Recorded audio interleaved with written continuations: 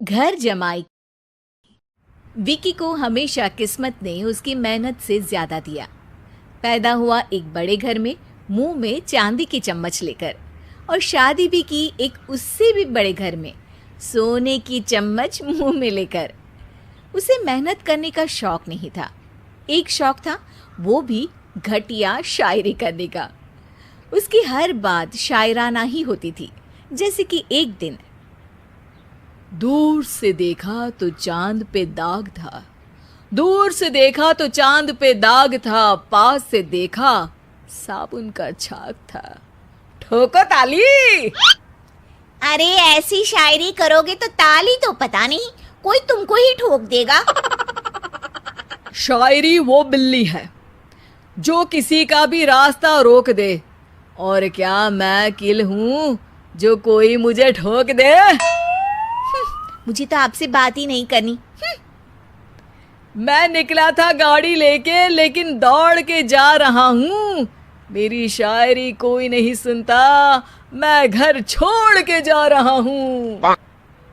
धीरे बोलिए जी, mummy papa को पता चल जाएगा तो तुमको सच में तुम्हारे मायके भेज देंगे।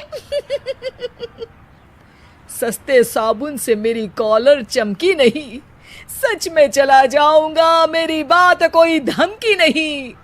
अगर शायरी ही सुनानी है तो सुनाओ, लेकिन कोई काम धंधा भी तो करो। मेरे पिताजी के पास बहुत पैसा है, तो घर जमाई बन के खा रहे हो, और कल जा रहे हो ना अपने मायके, तो आज ही चले जाओ मेरी बला से।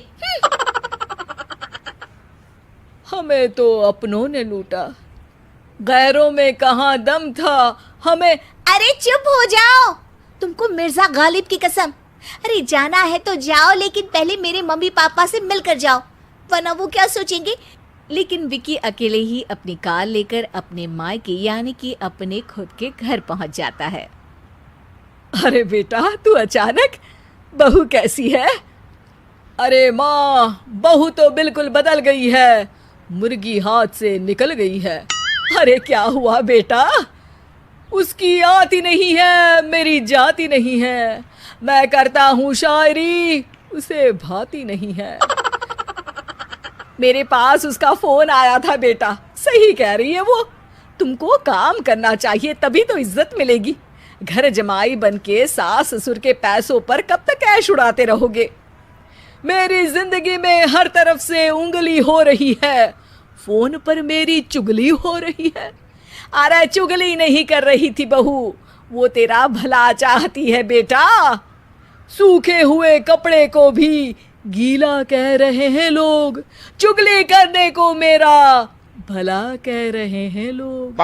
ठोको ताली। ये सुन के माँ अपने हाथ से अपना सर पीट लेती है। अरे माँ, ताली की जगह माथा क्यों ठोक रही हो? बेटा तू ना आराम कर, तेरे पिताजी भी आने वाले हैं, खाना लगा देती हूँ। विकी अपने घर भी दिन भर टीवी देखता है, तरह तरह का खाना खाता है, दोपहर तक सोता है, चाय पीता है, वीडियो गेम खेलता है, बस काम करने नहीं जाता। घर में नौकर चाकर है तो बिस्तर से हिलने तक की जरूरत नहीं पड़ती। कई बार तो विकी अपने नौकरों को बिठाकर शायरी सुनाता रहता। कब जाओगे बेटा?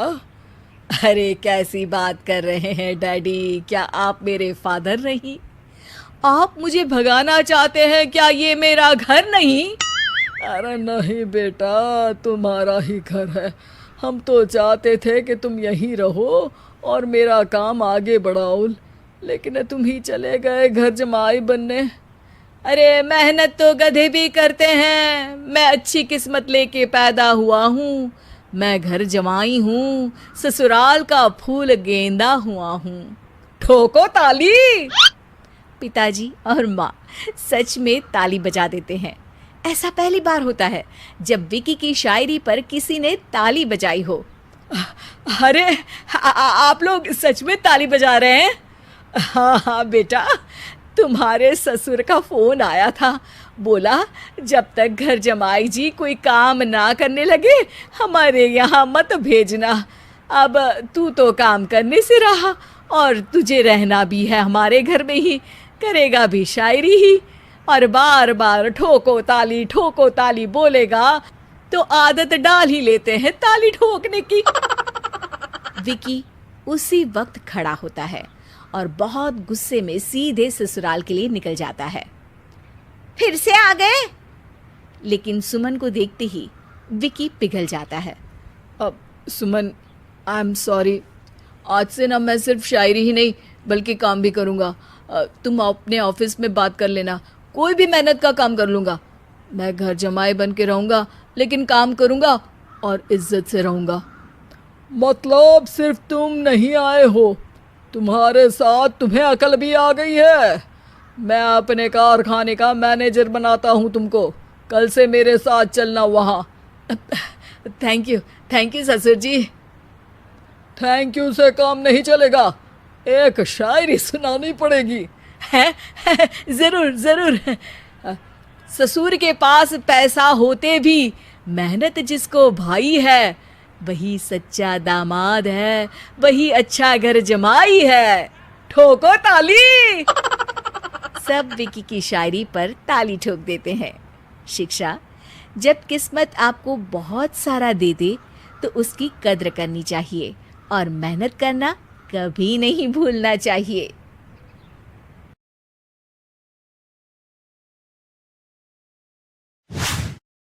दुर्गा नदी के किनारे बसा एक गांव फूलपुर। गांव में कुछ 100-150 लोग रहते थे। अंजलि, जो कि पास ही के जिले में रहती थी और 12वीं पास कर चुकी थी, उसके पिताजी ने बेटी को जल्दी विदा करने के लिए उसकी शादी फूलपुर गांव के मुकेश से करवा दी थी। मुकेश कभी स्कूल नहीं गया था और इस कारण वो पढ़ा लिखा नहीं था और बाकी गांव वालों की हालत भी मुकेश जैसी ही थी। मुकेश के घर में उसके माता पिता भी रहते थे। सासू माँ, मैं बाहर मंदिर तक जा रही हूँ, आधे घंटे में आ जाऊंगी। अरे अभी कहीं जाने की जरूरत नहीं है, चुपचाप जाके रसोई में रात के खाने की तैयारी करो। और ये घूंघट क्यों हटा लिया है तुमने? क्या पता नहीं कि इस गांव में औरतें बिना घूंघट के नहीं रहती? रात में अंजलि छत पर जाकर अपनी मम्मी से बात कर रही होती है। तभी गांव की 3-4 औरतें उसे देख लेती है और दरवाजे पर आकर उसकी सास से शिकायत करने लगती है। और क्या हुआ? अरे छत पे तो देखो, आपकी बहू मटक मटक के किसी से फोन पर बात कर रही है, दिन भर फोन पे लगी रहती है। अरे कल तो मंदिर के पास वो क्या कहते हैं, सेल्फी ले रही थी। शहर की बहू रखना अच्छा शान की बात है, पर देखना इसके लक्षण से ये तो तुम्हारे परिवार को बदनाम ना कर दे। ये पहली बार नहीं था जब सास से गांव के लोगों ने अंजलि की बुराई या शिकायत नहीं की हो। अब तो ये रोज की बात थी। अंजलि ये सब सुन लेती है। जब वो नीचे जाती है तो मुकेश भी वहां आ जाता है। सास कहती है, बेटा लोग घर आकर शिकायत करने लगे हैं बहू के कामों की, देख लो। पति हो, संयम से रखो इसे।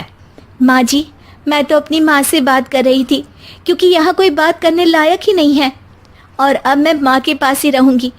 वहाँ क्या रहना, वहाँ बाहर के लोग तो ठीक है पर घर के लोग भी इज्जत ना दे सके। अरे नहीं अंजलि, ऐसा नहीं है, धीरे धीरे सब ठीक हो जाएगा, तुम फिक्र ना करो। अरे बस कुछ बोलना ही नहीं है, सर पे चढ़ा रखा है बहू को। सास मुकेश की नरम बात सुन के वहां से मुंह चढ़ाकर चली जाती है।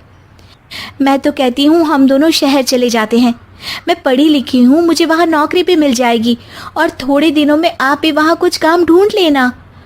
अरे नहीं अंजलि, हम यहाँ ना गांव का खेत, माँ पिताजी को छोड़कर शहर नहीं जा सकते। माँ पिताजी को कैसा लगेगा और गांव वाले क्या सोचेंगे?